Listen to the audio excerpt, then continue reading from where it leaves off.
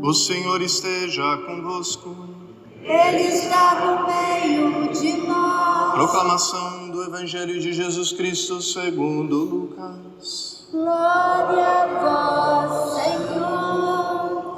Naquele tempo, Jesus contou esta parábola para alguns que confiavam na sua própria justiça e desprezavam os outros.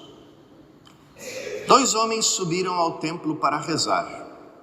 Um era fariseu, o outro cobrador de impostos.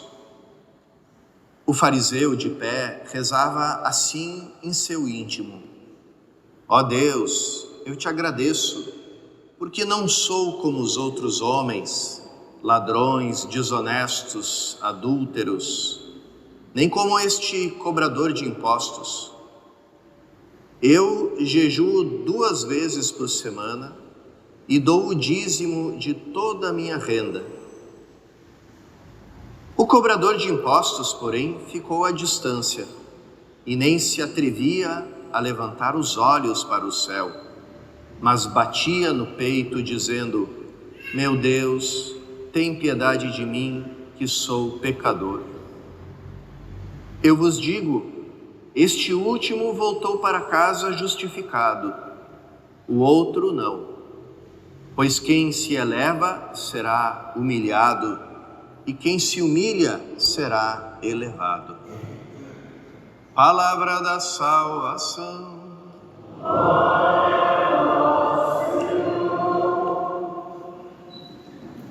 Queridos irmãos e irmãs, Jesus conta uma parábola bastante perturbadora, bastante escandalosa, ainda mais talvez para os ouvidos das pessoas do seu tempo, que conheciam essas 2 figuras, essas 2 classes, os fariseus e os cobradores de impostos, ou como eles chamavam, os publicanos, porque eram considerados pecadores públicos.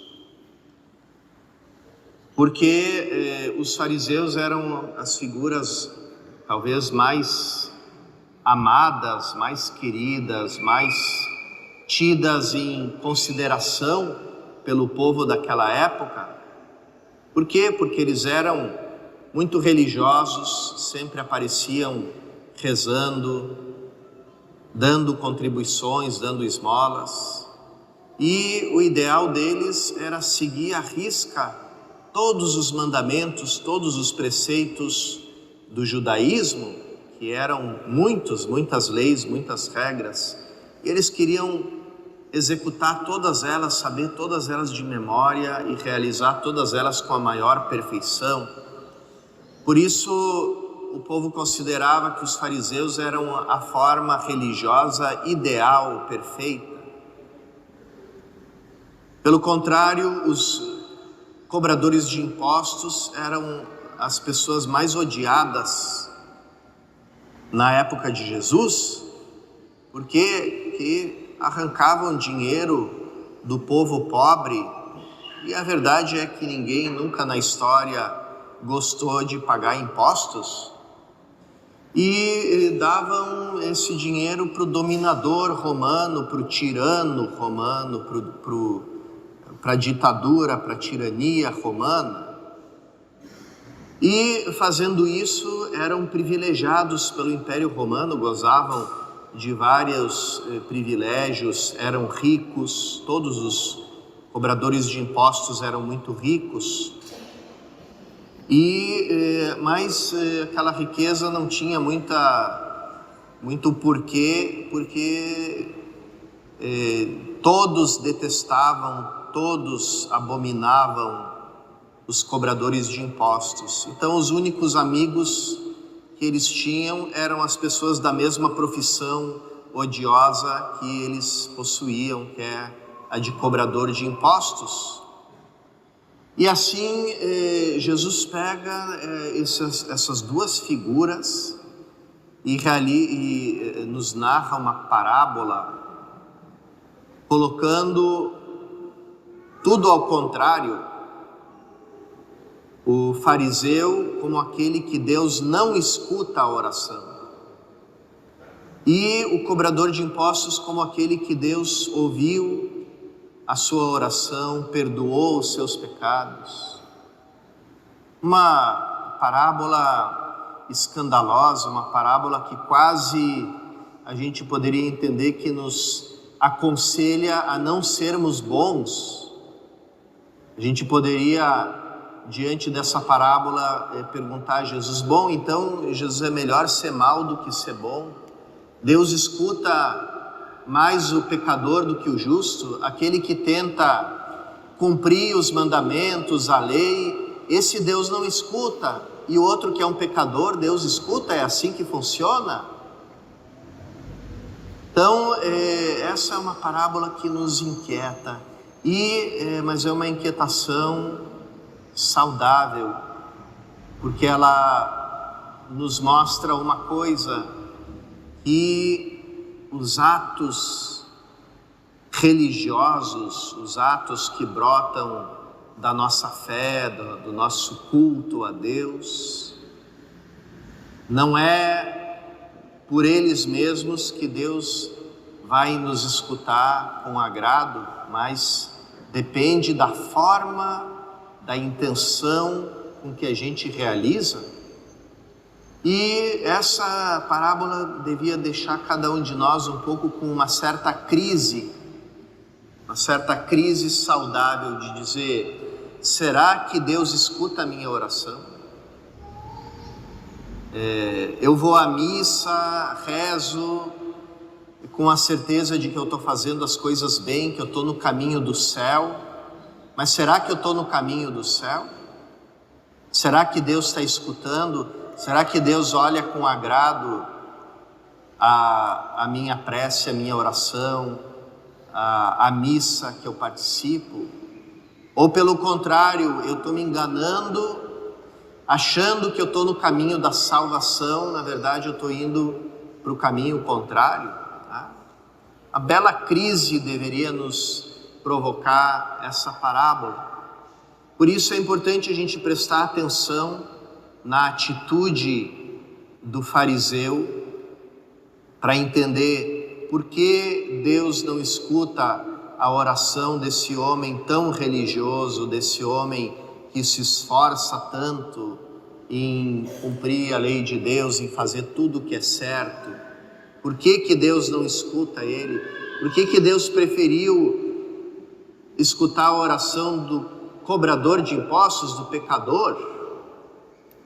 E aqui, meus irmãos, a gente sabe que não é a única referência que Jesus faz a essas pessoas. Ele mesmo, em outra passagem também tão escandalosa quanto essa, diz para os fariseus, para os mestres da lei: os publicanos, os cobradores de impostos e as prostitutas vão chegar antes do que vocês no reino de Deus.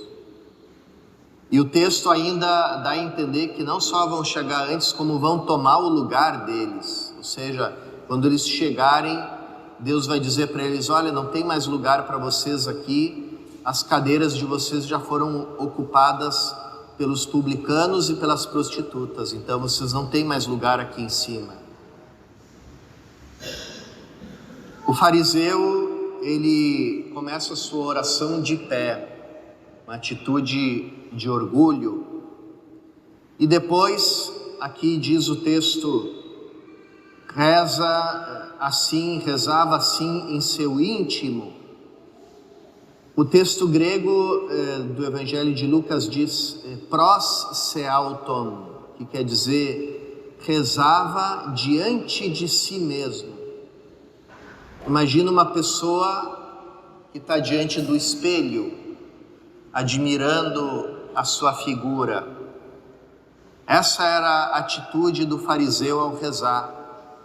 Ele contemplava a si mesmo e se admirava com a beleza daquilo que ele tinha diante dos olhos. E dessa maneira, quase como rezando para o Deus que era ele mesmo, ele faz a sua oração. Ele começa a sua oração agradecendo a Deus porque ele faz o bem.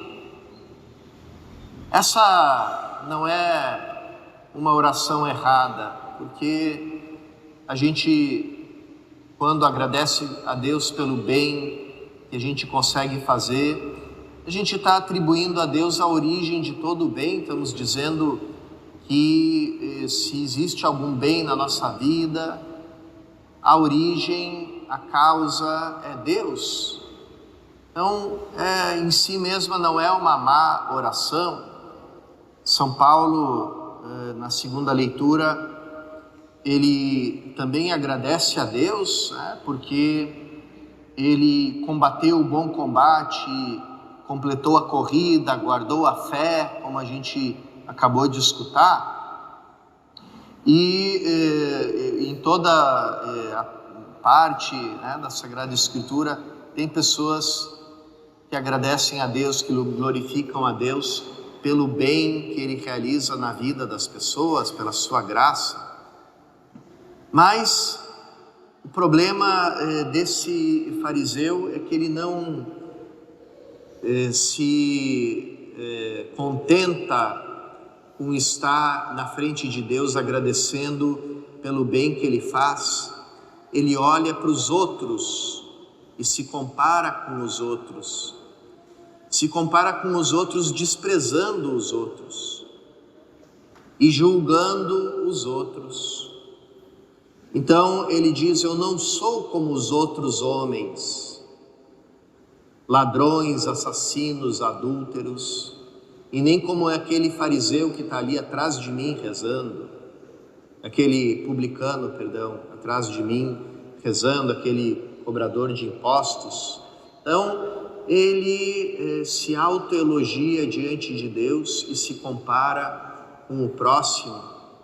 Então a prece dele não está diante de Deus, ela está diante dele mesmo e diante do próximo, como alguém que se gaba, como alguém que se orgulha, desprezando os outros. E é aqui, irmãos e irmãs, onde a gente encontra o termômetro e a resposta, o critério para saber se a minha oração é escutada por Deus ou não. Se eu julgo o próximo, se eu desprezo o meu próximo, se eu falo mal do meu próximo, ali eu posso entender que a minha vida espiritual não está sendo construída diante de Deus, mas diante do meu próprio ego, como uma torre de Babel que eu vou construindo no meu coração, onde eu penso que estou glorificando a Deus, na verdade estou glorificando a minha própria vaidade. E esse é o grande perigo. Então, é um termômetro na nossa vida. A gente examina os nossos pensamentos e a gente examina também a nossa língua. Se na minha vida eu percebo que tem muita maledicência, se eu percebo que na minha vida tem muita crítica aos outros, muitas expressões de desprezo pelos outros, eu posso saber que quando eu chegar diante de Deus para fazer a minha oração, Ele talvez não escute a minha oração, porque meu coração não está diante dele, está diante de mim mesmo e do meu próximo, ao quem eu desprezo. Pelo contrário, o publicano tem uma oração simples, ele não tem nada para mostrar para Deus, não tem nada para se orgulhar diante de Deus. Ele é um pecador, ele sabe, provavelmente ele sabe que ele vai continuar pecando. Então ele só pode depender de uma coisa, ele só pode se agarrar em uma coisa: na misericórdia de Deus, no perdão de Deus. Por isso a oração dele não é feita nem diante dele mesmo, nem diante do próximo, é feita diante de Deus. Assim ele abre o coração dele para Deus. Na sua miséria, no seu pecado, ele tem o coração todo aberto a Deus, pedindo, implorando, mendigando a misericórdia de Deus.